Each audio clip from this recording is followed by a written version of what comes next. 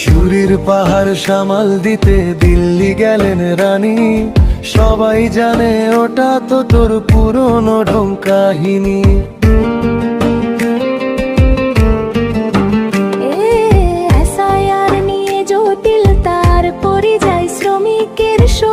আসলে তো ভোট কুড়োতে ভোলাচ্ছিস তুই লো। নিজের রাজ্যে কাজ নেই, কোন শ্রমিক মরছে ধুকে। এখন কেন দরদ দেখা সুপ্রিম কোর্টে ঢুকে? নামি দামি উকিল ছেড়ে নিজেই সাজেন সোয়ালকারী, পাপ ঢাকতে কোর্টের ঘরে দেখা রে বাহাদুরি। এসআইআরের গেরুয় ফেলে লুটেছিস যা টাকা, সেই ভয়ে আজ দিল্লির কোর্টে মারিস কিনা হাকা।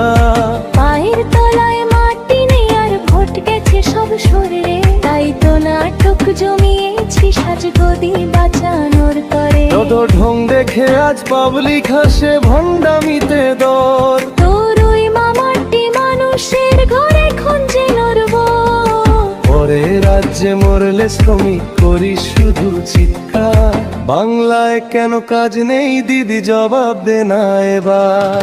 নিজের রাজ্যে ভাতে মারলি পাঠালি সব বাইরে, লাশ হয়ে সব ফিরছে তারা খবর রাখিস না রে। ভোটের মুখে শ্রমিক প্রীতি সতী পোনার খেলা, জগন আজ বিচ্ছিন্ন তো ভেঙেছে সব মেলা। বিচ্ছিন্ন ওই হোটগুলো ফের করতে নিজের জিমা, সুপ্রিম কোর্টে কান্না কাটি করিস কার ইশারা। লা রা রা রা রা রা রা রা রা রা রা রা রা।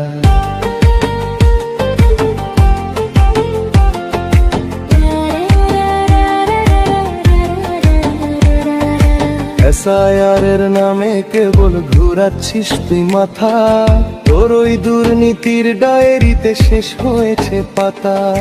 ভোটের বাক্সে পড়বে জুতো, ঘুচবে তো তোর বীরত্ব।